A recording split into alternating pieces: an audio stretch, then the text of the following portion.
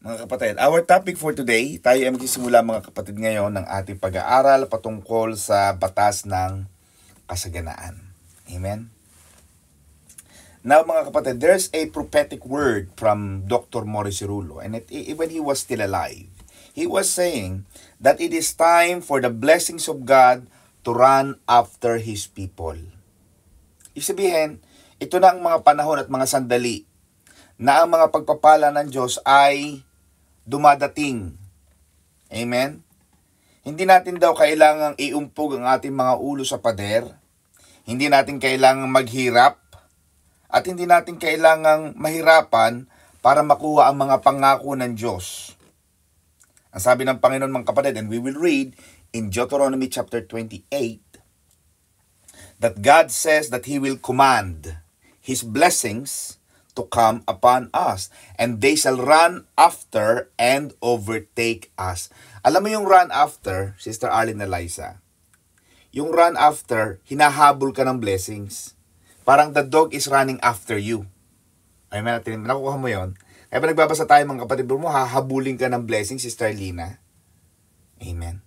Hahabulin ka ng blessings, Sister Ne. Yung employer mo, tinawagan ka na, yung kaibigan mo, hinahabol kita, bakit? Magbayad ka na, hindi ka pinagbabayad. Hinahabol ka ng pagpapala dahil ikaw, deserve mong pagpalain ka. Alam mo yun? Tama, sabi natin sino ako Panginoon para habulin ako ng mga pagpapalang ito? Ano ang ginawa ko Panginoon para maging deserve ko Panginoon ng mga ganitong pabuya at pagpapala? But the blessing in Deuteronomy 28 is that God will command. God will command His blessings. Uutusan at Milen ng Panginoon. Uutusan ng Panginoon ang blessing. Ang blessing pala, inuutusan din mga kapatid. Amen? Para mantika yan at iuye. Ang mantika minsan ay natutulog. Kaya kailangan minsan, di ba minsan pinapainit natin yan, Pastora Marilu? Nalala mo ng mga bata tayo? Pag yung mantika mga kapatid ay mainit at Milen, yan ay inilalagay ng ating mga magulang sa silane. At yan ay pinapagulong para yung natutulog na mantika ay magising. At pag nakaluto ka na naprito mo na ang isda o kung itatapon ng mantika, isali mo sa baso at gagamitin pa natin sa mga marami pang mga araw. Amen ba? Ganon din daw at imilin ang blessings. God says that He will command His blessings to come after you. They shall run after you and will overtake you. Napakaganda mga pwede ng ating teaching for today. Now, let's read about the Deuteronomy 28 verses 1 to 8. And I will read that in an English na mas madali. Kasi minsan may mga mahihirap na English na kahit tayo ay parang mahihirap ito mga malalalim na English. Now, if you faithfully obey the Lord your God and careful to follow all His commands, in the King James Version, it says, and it shall come to pass, if thou shalt hearken diligently unto the voice of the Lord thy God. So there's a word diligently. Importante yung diligently. Pag sinabi ng Master Chef at iuya na 2 kutsaritang suka lang ilalagay mo, huwag ka na mag-imbento. Ang iba, kagaya ng katulong namin, nagagalit sister, may sabi niya, magluto ka ng ating agahan. Nagluto nga at Milen, nako, yung tuyo, nilagyan ng sabaw. Saan ka naman nakakakita ng tuyong may sabaw? Nilagyan ng sabaw. Eh di apaw, yung isda nakalutang. Mga kapatid, di ba masarap sa tuyo? Di ba, Sister Lina, ang masarap sa tuyo ay prito. Abay, ang ginawa sa tuyo ay nilagyan ng sabaw na mainit hindi nakalutang ang tuyo. Ang galing, di ba? Ang sarap kruta, ang sarap tanggalin, ang sarap sisantihin. Sabi ko sa kanya, nag-iimbento ka pa ng iba pang mga luto. Ang tuyo, hindi mo na kailangang imbentuhin. Ilagay mo lang niya sa kawali. Ikaw ba ngayon lang nakapagluto ng tuyo? Kaya, di ba mga kapatid? At yan, nakukuha mo? Kailangan diligent. Kailangan masusi, maingat na sinusunod. Ang sabi, isang takal na, si Bishop, pag yan yung nagpapaluto ng, yan yung nagpapatimpla ng kape, ganito ang sistema ni Bishop.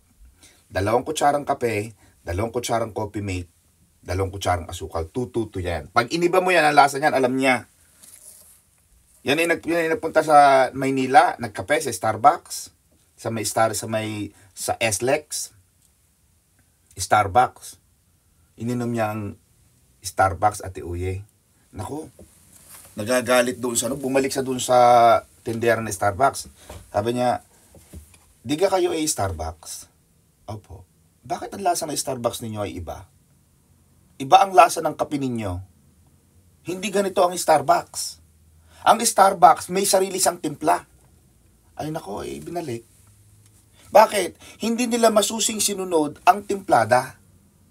Kaya yung nakakatikim, alam nila ang sinasabi ito yan ng Panginoon, if you shall hearken diligently unto the voice of the Lord thy God. Importante mga kapatid na masusi nating sinusunod, maingat na sinusunod ang boses, ang tinig ng Diyos to observe and to do.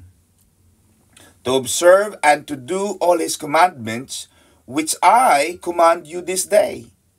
That the Lord thy God will set you on high above all the nations of the earth. So ipinapangako mga kapatid ng Panginoon na kapag tayo daw ay sumunod na maingat na sumusunod, ang sabi sa tuyo ay iprito, wag mo nang lagyan ng, kasi nag-iimbento po ako Anong iimbentuhin mo sa tuyo, kapatid? Wala ka nang hihigit pa sa tuyo. Ang pinakamasarap sa umuulan na champurado ay yung tuyo. Wag mo lagyan ng sabaw. Amen ba mga kapatid? Kaya kailangan, sabi ng Panginoon, kapag ikaw ay maingat na sumunod sa kanyang mga utos at mga alituntunin, may mga alituntunin. Amen ba? May tinutuntun ang Diyos Di ba kaya sinabing, alituntunin at Milen, tinutuntun ng Panginoon, ito ang susundin mo, uye. Ito. Kaya sabi ng Panginoon sa verse 14, pag binasa mo ang verse 14, napakaganda ng verse 14, and you shall not go aside from any of the words. Sabi ng Panginoon atine, huwag kang lilihi sa kanan o sa kaliwa. Sabi ng Panginoon. Huwag kang iiba. Huwag mong babaguhin ang timpla. Huwag mong dadagdagan. Huwag mong babawasan ang utos ko. To the right or to the left. Or to go after other gods to serve them. So, importante mga kapatid na sumusunod tayo sa utos. Ang magagaling na mga nagtatagumpay sa buhay, may structure silang sinusunod. Walang mga billionaires, walang mga milyonaryo ang gigising sa umaga yan, hindi nila alam ang gagawin nila. Before they start the day, they have the structure to follow every single day. Verse 2, and all these blessings shall come on you and overtake you. Again, atine, inulit ng Panginoon, if thou shall hearken unto the voice of the Lord thy God. Inulit-ulit ng Panginoon. Ate Milen, not just on the first one, on the first verse, on 28 verse 1, but inulit ng Panginoon in 28 verse 2, all these blessings shall come upon you and will overtake you if you shall hearken the voice of the Lord your God. Blessed shall thou be in the city, and blessed shall thou be in the field. So regardless, Ate Uye, kung saan ka mapunta, daling ka ng Panginoon sa Italia, pauwiin ka ng Panginoon sa Anilao, pareho lang ang blessing ng Lord. Hindi bansa ang nagpapayaman sa tao. Diyos ang nagpapayaman sa tao. Amen ba mga kapatid? Kahit Ate Milen, ibalik ka ng Panginoon sa Sinisian West, Lemery, Batangas, walang problema sa Lord. Kaya kang pagpalain ng Lord. Sabi ng Panginoon sa Deuteronomy 28 verse 3, blessed shall thou be in the city, or in Italy, so to speak, and blessed shall thou be in the field. Blessed shall be the fruit of thy body. Pagpapalain ng Panginoon ang bunga ng iyong katawan, ng iyong mga anak, at ang bunga ng iyong lupa. Nagtanim ka ng santol, ng abukado, ang bunga ng iyong mga hayupan, na mga aalagaan mong biik, mga kapatid, hindi magkakaroon ng Asian flu o foot and mouth disease. An increase of thy kind and the flocks of thy sheep. Blessed shall be thy basket and thy store. Pagpapalain ng Panginoon sa iyo ang mga basket mo. Yung iyong mga warehouse. Pagpapalain ng Panginoon siya. Blessed shall thou be when you comest in, and blessed shall thou be when you go out. Amen, mga kapatid? Pagpasok mo, sabi ng Panginoon, pagpapalain ka ng Panginoon. Pumasok ka sa isang trabaho, pagpapalain ng Panginoon, hindi lang ikaw. Pagpapalain ng Panginoon ang iyong employer. Amen ba, mga kapatid? Kagaya na nangyari kay Joseph, Sister Charmy. Potiphar was blessed because of Joseph. The Bible said that. Pinagpala ng Panginoon si Potiphar dahil kay Jose. Hindi sinabi na pinagpala ng Panginoon si Jose dahil kay Potiphar. It's the other way around, Ate Milen. Pinagpala ng Panginoon ng employer ni Jose because Joseph was there. So pagpapalain ka ng Panginoon sa papasok at pagpapalain ka ng Panginoon sa palabas, maaari nating sabihin, Ate Uye, na pagkatapos mo ng iyong working years sa Italy, pagpapalain ka ng Panginoon. Tangkas. Amen ba? Bayong ang dala mong pagpapala. Pag umuwi ka, Ate Milen, ng Sinisian West, tangkas mo, bayong na mga pagpapala ang dala mo. Amen ba? Papalabas ka na eh. Ibig sabihin, maaari nating sabihin na lumalabas ka na sa iyong working life because not all the time, not all the years of your life you will be working. One day you shall rest. Amen ba? Kaya dapat makita natin ang pagpapala ng Diyos, Kuya Dick. Hindi habang buhay na nagtatrabaho ko dyan sa Italy. One day, Dick, uuwi na tayo. Papaano na tayo? Walang problema. Dadalhin natin ang bayong ng kasaganaan. Amen ba? Ano pa ang sabi? The Lord shall cause thine enemies that rise up against you to be smitten before thy face. Amen? Yung mga taong naninira sa'yo, amen ba? Sila ay gagantihin ng Panginoon. They shall come against you in one way and flee before you 7 ways. The Lord shall command the blessings upon thee in thy storehouses, and in all that thou settest thine hand unto. Lahat ng gagawin mo, Sister Milen. Sabi ng Panginoon sa Deuteronomy 28 verse 8. Lahat ng gagawin ng iyong mga kamay ay pagpapalain ng Diyos, and He shall bless thee in the land which the Lord has given you. Pagpapalain ng Panginoon kung saan ka dinala ng Panginoon, God will bless you there. Verse 11 to 12. I'm just setting the stage, mga kapatid, so that alam natin yung ating pinaka-main topic. Verse 11, 28 verse 11. And the Lord shall make thee plenteous in goods. So, ibig sabihin, pararamihin at iuyin ng Panginoon ang iyong mga kayamanan. Yan ang pangako ng Diyos. Amen ba? Pararamihin ng Panginoon. In the fruit of your body, in the fruit of thy cattle, and in the fruit of thy ground, in the land which the Lord sware unto thy fathers to give thee. The Lord shall open unto thee His good treasures. I-open ng Panginoon at ang kanyang mayamang kaban ng yaman, yung kanyang treasury. Malakay 3:10 reminds us. You see? Nakikita mo yung connection natin ng blessing ng Panginoon. It always relates to one another. God says in Deuteronomy 28 verse 12, the Lord shall open unto thee His good treasure, the heaven. Wow! To give the rain unto thy land in His season. Pero mo, bubuksan ng Panginoon. Amen ba? Bibuksan ng Panginoon, Sister LB, ang langit at pauulanin sa iyo sa panahon ng kapanahunan ng pag-ulan. And thou shall lend unto many nations. Magpapautang ka, kapatid. Amen ba? Hindi ka mabubuhay na lagi kang nangungutang, naghahanap ng magpa 5-6, mga kapatid. Amen ba? Sino ga nagpapa 5-6 diyan? Naku, ako'y mangungutang. No! Hindi ganyan ang plano ng Panginoon, Sister LB. Ang plano ng Panginoon, ikaw ang hahabulin ng mga mangungutang. Alam nilang hindi ka pagkukulangin ng Panginoon. Alam nilang baha at pagpapala ang dumarating sa buhay mo. Kaya yung mga mangungutang, yung mga walang pera, mga walang pag-asa, ang una nilang hahanapin, LB. Ang una nilang hahanapin, Milin. Ang una nilang hahanapin, Ne. Ang una nilang hahanapin, Uye. Bakit? Alam nila anak ka ng Diyos eh. At pag anak ka ng Diyos, alam nila na hindi ka pagkukulangin ng Panginoon. Amen? Palakpakan natin ang Lord, mga kapatid. Ikaw daw ay magpapahiram sa maraming bansa at ikaw ay hindi manghihiram. Amen ba, mga kapatid? Now, in Deuteronomy 28 verse 1 to 8 and 11, binasa natin yan. alam natin mga kapatid, ang salita ng Panginoon. Ang Biblia ay punong-puno ng mga pagpapala ng Diyos. At gusto ng Panginoon at iuyin na i-enjoy natin ang mga pagpapala ng Panginoon. Because in the beginning, mga kapatid, sa Old Testament, nag-enter ang Panginoon sa isang covenant. Lumagda ang Panginoon sa isang agreement, covenant yan, sa mga Israelita, at nangako ang Panginoon at iuye. God made a promise, nangako ang Panginoon eh. Sabi ng Panginoon, I will not say anything and my word will not return void. Hindi lalabas ang salita ng Panginoon.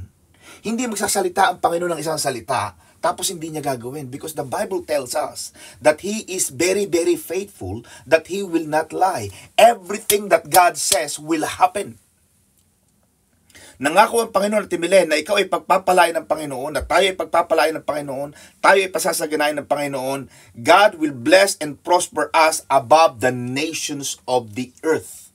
Amen mga kapatid? Tayo ngayon mga kapatid ang spiritual Israel. We are the spiritual Israel and the same promises belongs to us. Maaaring tayo na mga kapatid ngayon ng spiritual Israel.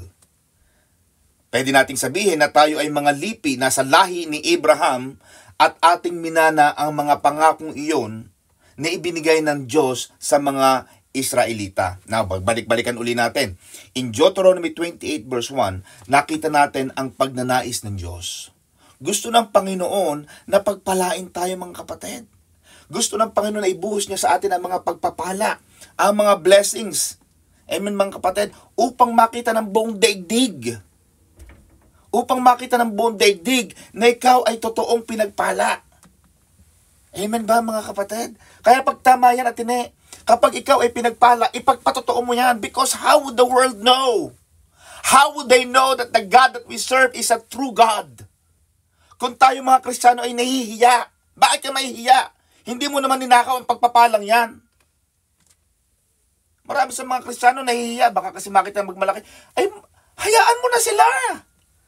Ang mga tao talagang inis sa'yo, kahit anong gawin mo, maiinis yan. Amen ba? But God said in Deuteronomy 28 verse 1, God has planned to pour out His blessing upon His people to such a degree that the world will see His provision. Paano makikita ng mga taong pinagpapala ka ng Panginoon? Eh, hindi ka naman nagpo-post sa Facebook. Di ba? Amen ba? Hindi ka naman nagpapatotoo. Nahihiya ka sa mga naiinggit. Pero yung mga taong may inspired, yung mga taong may encouraged, yung mga taong may empowered, na kagaya mo ring wala, na dumaan sa wala, na dating mga TNT, na wala namang mga papel, pero kahit na ganyan ang estado mo, pinagpapala ka ng Panginoon because Deuteronomy 28 verse 1 is clear, na gusto ng Panginoon na makita ng buong daigdig, kaya itataas ka ng Panginoon eh. Di ba sabi ng Panginoon, Timilen, I will raise you up, I will promote you so that the world will know that the God that you serve is a true God. Amen ba mga kapatid? Ganun ang katotohanan. Deuteronomy 28 verse 2. Nakita natin mga kapatid na hindi gusto ng Panginoon at iuye na tayo ay mahirapan. Na tayo mahirapan na makuha natin yung mga blessing na para sa atin. Ang sabi ng Panginoon, Sister Queen Manalo ng Israel, na ipinapangako ng Panginoon. He promised. Nangako ang Panginoon eh. Amen ba? Kaya pag kami mga dumarating na kahirapan na, Sister Alna Liza, na parang may mga problema ng financial, sabihin mo, Panginoon, pinangako mo yun sa akin ha.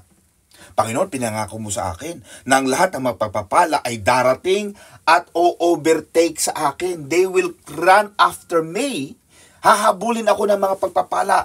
The blessings, love, and mercy will chase you all the days of your life. Hahabulin ka ng pagpapala and will overtake them. Ibig sabihin mga kapatid, makakaasa ka ate uye na yung mga pagpapala hahabulin ka. Amen ba? Yung mga employer, ikaw na, hindi ka na magsasabi, Sister Arlene Lusong, na ikaw ay increasean. Bakit? Yung employer na mismo magsasabi, alam mo Milen, sa galing ng iyong trabaho sa akin, hindi mo na kailangan magsalita because hahabulin ka ng pagpapala. Amen ba? Hindi mo na kailangang hanapin at mahirapan pang tanggapin ang mga pagpapala ng Diyos. Bakit? Ipinangako na ng Panginoon yan eh. God's blessing were promised, mga kapatid. Hindi mo na kailangang hanapin. Bakit?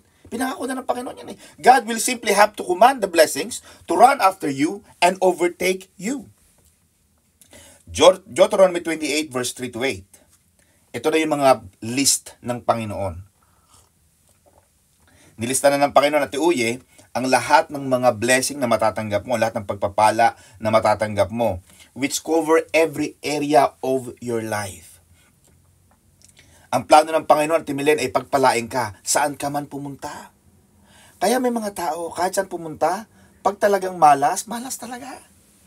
Kahit anong trabaho ang puntahan, talsik ng talsik para mantika, ay wala namang papuntahan eh. Talaga namang lagi natalsik. Amen ba mga kapatid? Talsik ng talsik. Aba ganito siya eh. Punta na naman sa ibang floor, ganito siya eh.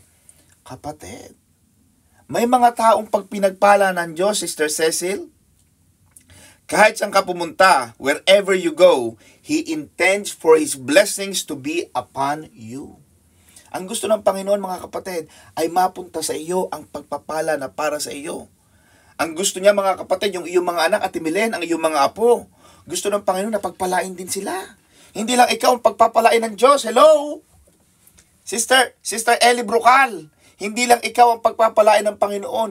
Ang iyong mga anak, ang iyong mga apo, ang iyong mga kaapu-apuhan, sila man ay pagpapalain ng Panginoon. Not just because of them, but because of you. Ang sabi ng Panginoon, dahil sa iyo, pagpapalain ko ang iyong mga salit-saling lahi. Ganun kabuti ang Panginoon, mga kapatid. Kaya mahalaga sa ating mga magulang, tayo mga magulang, mahalaga na mga magulang ang nagtatanim, nagsisimula ng binhi. Amen ba mga kapatid? Because ang sabi ng Panginoon, pagpapalain din atine ang iyong trabaho. God will bless you. Sister Uye, Kuya Siming, pagpapalain ng Panginoon ang iyong mga hanap buhay. Pagpapalain ng Panginoon ang lahat ng iyong gagawin ng iyong mga kamay. Amen ba? Pag hinawakan mo ang tuyo, kahit magpalutang-lutang sa tubig, pag nilasahan ng nakain, ay nakoy talagang sarap na sarap. Bagong putahe pala ito. Ito pala bagong discover, mga kapatid. Bakit? Masarap ang luto mo eh. Amen ba? Dahil ang lahat ng ginagawa ng iyong kamay ay pagpapalain ng Panginoon. Deuteronomy 28 verse 28-11. Makikita rin natin ang pangako ng Panginoon ng kasaganaan. At sabi ng Panginoon at Milen, the Lord shall make thee, pagpapalain ng Panginoon, gagawin ng Panginoon na ang lahat ng iyong mga ari-arian ay dadami. Amen ba? Kung dati-dati, Sister Queen Manalo, ang nabibili mo lamang ay may nagpapatotoo dito sa London at Milen dati na nagpunta raw siya ng Macau, ang nabili lamang niya ay sanyong electric pan, yung sanyo na electric pan, Ate Uye. Alam ko yung sanyo? Yung sanyo ng mga bata pa tayo, di ba? Yung sanyo.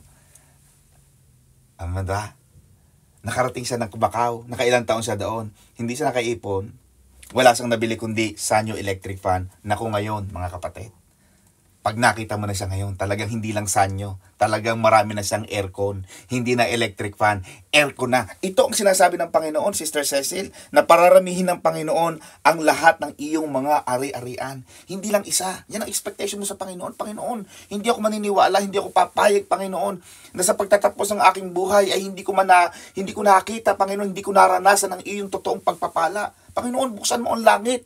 Buksan mo ang pintuan, Panginoon, ng kalangitan para sa akin. Amen ba? It's time for God's blessing to be released into your life. Amen mga kapatid? Ito na ang panahon mga kapatid na magre-release ang Panginoon ng mga pagpapala sa iyong buhay. At ipinangako ng Panginoon that He would command His blessings upon you because it belongs to you. Amen ba? Sister Tess ng UK, yung pagpapalang yun, uutusan ng Panginoon because it has your name on it. Yung pagpapala na yun, Ate Milen, it has Milen Recalde, mga kapatid, and nobody can claim that, only you. Amen? May pangalan yun, Sister MJ.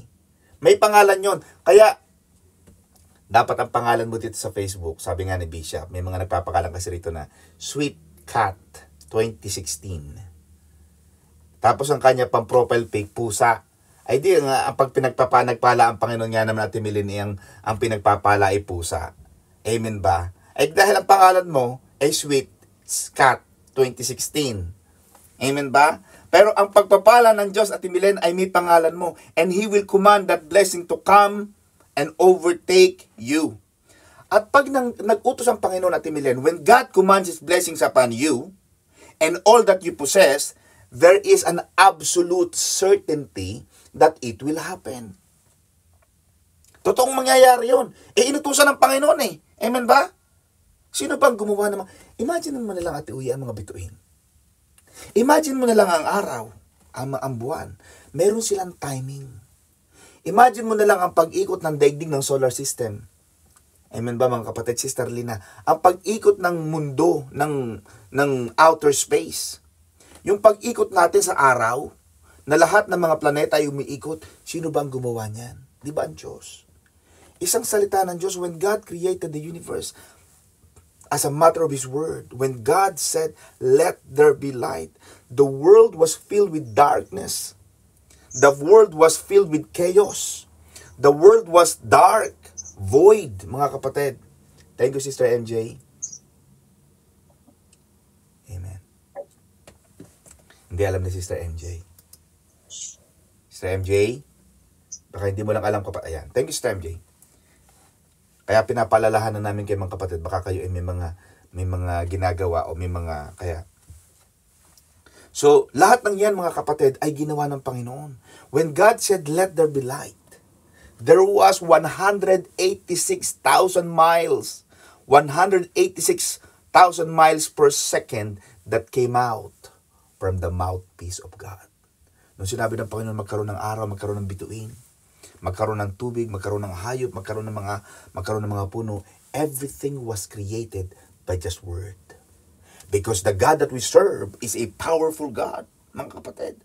At pag sinabi niya yan, kapatid, pag sinabi ng Panginoon na pagpapalain kita, pag inutusan ng Panginoon na blessing, pumunta ka kay Milen, walang magagawa ang blessing, parang mantika lang yan. Ilalagay lang ng Panginoon, mga kapatid, sa mainit na tubig, ang mantika gigising. Amen ba? Because the God that we serve is the creator of the universe. By His word, lahat ng mga pagpapala na may para sa iyo, mga kapatid, para sa iyo ay darating sa iyo because ipinangako ng Panginoon yan. Hindi plano ng Panginoon, Sister Queen Manalo, na ikaw ay mahirapan at mag-struggle na magbayad ng mga utang, ng amen mga kapatid, na ikaw ay mabuhay na lamang ng hand-to-mouth existence, na parang ikaw ay hirap na hirap. Hindi plano ng Panginoon na ang iyong pamilya ay maghirap, na walang makain, mga kapatid. Amen? Hindi plano ng Panginoon na sila ay mahirapan, na sila ay walang masuot. Amen ba? Kung ikaw man, kapatid, ay isang retired, o nabubuhay ka lamang sa fixed income, nabubuhay ka sa month-to-month existence, mga kapatid, hindi plano ng Panginoon yan. Ang pangako ng Panginoon at Milen, for the blessings and prosperity are yours, but you must appropriate them into your life through your faith and obedience. Kailangan mga kapatid na i-claim mo ang pagpapala ng Panginoon sa pamamagitan ng iyong pakikinig at pagsunod sa salita ng Diyos. Because 28 verse 1 of Deuteronomy is very clear, mga kapatid, na kung ikaw ay susunod, if you will hearken diligently unto the voice of the Lord your God, to observe and to do. Kailangan makinig at sumunod. Hindi lang dapat sumunod, tapos hindi ka nakikinig. May mga taong gumagawa, sumusunod nga, pero hindi naman niya alam ang instruction. Kagaya noon, sabi namin magluto ng tuyo, sumunod nga siya. Pero Ate Milen, hindi naman siya nakinig sa instruction. Diba? So magkaiba yun eh. Pwede ka kasing sumunod, pwede ka nakinig, pero hindi ka sumunod. Nakinig ka, pero hindi mo naman ginawa. Meron naman gumawa, pero mali ang ginawa. Mali ang, sabi ng Panginoon sabi ni Pastora, maglahid ka ng langis. Ang inilahid mo ay makintab nga, itlog naman, di mali, sala. Kaya importante mga kapatid, ang pakikinig, carefully hearkening, carefully listening, and doing. Kaya mga kapatid, sinasabi ng Panginoon dito na kailangan sinusunod natin yon. Hindi plano ng Panginoon na ikaw ay mahirapan. Ang plano ng Panginoon, gusto ng Panginoon, Ate Milen, God wants a total provision and continual supply of His blessings to flow into your life so that all your needs are met. Ang gusto ng Panginoon, Ate Ne, dumadaloy na kasaganaan. Hindi yung parang mga one-time millionaire lang. Amen. Na pag dumating sa Pilipinas, nako, Doña Buding, mabangong mabango. Pag nakakaunang linggo, talaga namang sila na lang ang laman ng mang inasal. Sila na lang ang laman ng Jollibee, wala nang mapunta ng iba talagang sila na lang ang bangkae. Ay after 1 month, ay naku, nandoon na sa Palawan. Nasa Cebu na. Ano yung Palawan? Palawan Pawn Shop. Nasa Cebuana Luwilier, mga kapatid. Bakit? One time. Pero sabi ng Panginoon, Ate Milena, sabi ang gusto ng Panginoon, God wants a total provision and a continual supply of His blessing so that all your needs are met. Amen ba? Hindi one time lang ang blessing ng Panginoon. Tuloy-tuloy. Kung ikaw ay single parent na mahaba, na ikaw ay nagtatrabaho, at mababa ang iyong sweldo, mga kapatid, hindi plano ng Panginoon na ikaw ay mahirapan. God did not plan for you to be bound by these mounting financial pressures. But you have to declare the continual supply of His blessings flowing into your life. Kailangan mo, Panginoon, sana po ay yung kanta natin, Sister Arlene, umuulan na naman, di ba? Sa banda rito, ibuhos mo. Ibuhos ng ibuhos mo. Ibuhos mo.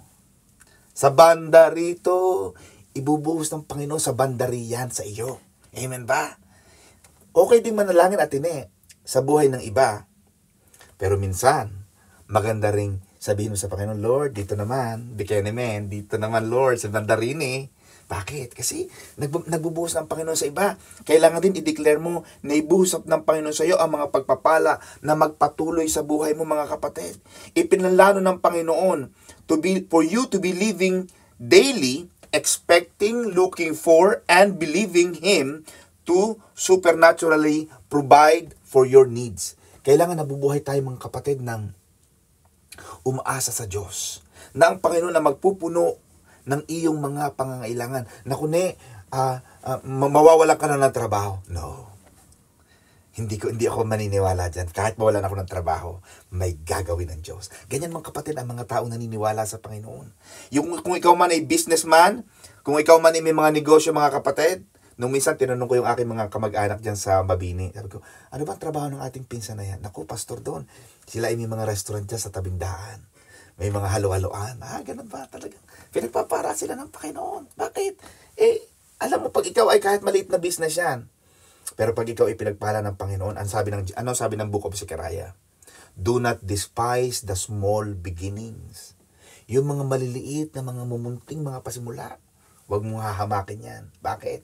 Kapag pinagpala ng Panginoon, one touch of God's favor, Ate Milen, yung maliliit na pasimula, pag yan ay hinawakan, hinipo ng Panginoon, binasbasa ng Diyos, mga kapatid, bubukal ang pagpapala sa buhay mo. Amen ba, mga kapatid? It is impossible for you to release your faith, believe for and receive what you need if you do not know. Hindi, kapatid, mahihirapan kang magkaroon ng pananampalataya sa buhay. Mahihirapan kang paniwalaan ang pagpapala ng Diyos, Ate Milen, kung hindi ka naniniwala na ang Diyos lamang ang kayang mag-provide ng iyong mga pangangailangan. Kasi may mga tao, Ate Milen, alam mo kung bakit? Naniniwala sila na, nagsisimba sila. Pero hindi sila naniniwala na kayang punuan ng Diyos ang kanilang mga pangangailangan. Naniniwala sila na kailangan nila magtrabaho. Hindi sinasabing hindi magtatrabaho, pero ang paniniwala nila, kung hindi sila magtatrabaho ng talagang up to the limit. Kaya may mga tao dito, mga kapatid, na hindi na namamahinga. Walang inuupa ang bahay, mga kapatid. Nakatira sa bus. Mga kapatid. Sister Rialyn, hindi niya alam. Yeah. May mga tao nakatira sa bus. Hindi na umuupa ng bahay, walang renta. Bakit? Naliligo sa employer. Amen? Naglalaba sa employer. Nakatira sa bus. Pagsakay sa bus, 1 oras na ang pagitan, nasa another employer. Because they do not believe that God will provide for their needs. Kailangan, kapatid, na ang iyong pananampalataya ay nakatali sa iyong kaalaman na tanging Diyos lang, kagustuhan, willing ang Panginoon na gawin niya ang mga pagpapala na para sa iyo. Otherwise, mawawalan ka ng pananampalataya. Otherwise, manghihina ka. Bakit? Hindi ka naniniwala sa Diyos Amen ba? Because giving, mga kapatid, yung ating pagbibigay, yan ay ang ating pagsasabi sa Panginoon, Lord, pinagpala mo ako kahapon, pinagpala mo ako next month, this is my offering, this is my tithes, this is my thank offering. Yung ating pagbibigay ng ikapo, atine, this is our thank offering. The key for God's blessings being released into your life depends on two things. Number one, your act of faith, and number two, your obedience to God.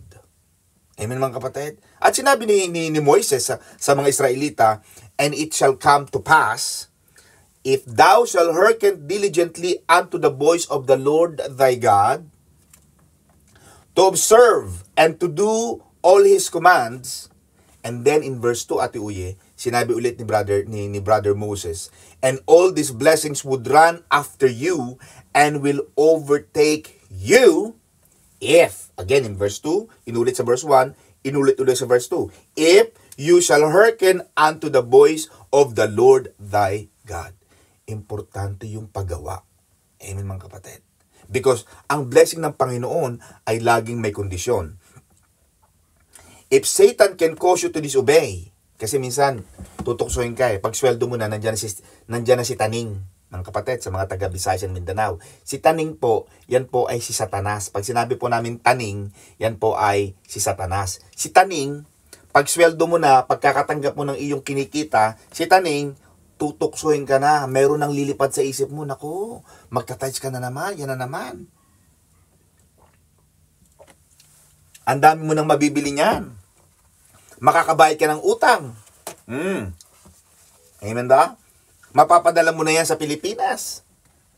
But they never realize, mga kapatid, na si Satanas ay nagiging dahilan ng iyong disobedience, yung hindi mo pagsunod. And therefore, hindi ka nakakasunod, hindi ka nakakalakad sa mga direksyones ng Panginoon dahil sa hindi mo siya pinaparangalan sa mga bunga ng iyong mga ani. Then, you will be unable to receive the fulfillment of His promised blessings. Kapag hindi na tayo sumunod, kasi sabi ng Deuteronomy 28, verse 1 and 2, all these blessings shall come and overtake you, shall run after you, and will overtake you if you will obey, you will observe to do all His commands and hearken unto the voice of the Lord thy God. Kapag hindi na tayo sumunod, Ate Milen, sinasabi ng Panginoon na hindi mo matatanggap. Hindi natin matatanggap ang mga promised blessing ng Panginoon. Dito nagsisimula ang isang malaking pagbabaka. The battle begins in your mind. Amen, mga kapatid? Iniutos ng Panginoon yan. Sister Uye, na kapag ikaw ay nagdala ng iyong ikasampung bahagi, bubuksan ng Panginoon ang kanyang durungawan sa langit, mga kapatid. Because when you bring your tithes, you are giving authorization for God to open, to unlock the heavens. Binibigyan natin ang Panginoon ng susi upang buksan niya ang kalangitan. Upang kanyang hadlangan, rebukin, sawayin ang mga mananakmal. Kaya maraming churches, ayaw nila ng tithes because Satan knows that only in tithes, not in offering, not in prayer and fasting, not in laying of hands, but only in tithing, that God stops the devourer, that God rebukes the devourer, only in tithes that God can open and unlock the heaven's treasuries. Tanging sa tithes lang. Kaya marami mga pastor ayaw magturo niyan. Bakit? Maaari, hindi ko sinasabi, pero maaaring their minds are polluted, their minds are being deceived by Satan. Mismong Diyos ang nagsalita. And the God that we served yesterday is the same God that we serve today and the same God that we will serve tomorrow. Hindi nagbabago at timilin ng Panginoon. Kaya mga kapatid, ibigay natin sa Panginoon ang susi upang buksan niya ang dungawan sa langit, upang kanyang sawayin ang mga mananakmal, at upang ikaw ay itaas ng Panginoon sa mata ng maraming bansa sa lupa. Amen? At ang susi dyan, mga kapatid, ay ang pagsunod natin. And when we obey, God will bless you and God will touch, pagpapalain ng Panginoon ang lahat ng gagawin ng iyong mga kamay. Amen? Pagpalain tayo ng Panginoon. God bless you. Back to you, Sister Ne. Amen. Praise the Lord. Purihin po ang Panginoon sa buhay niyo po.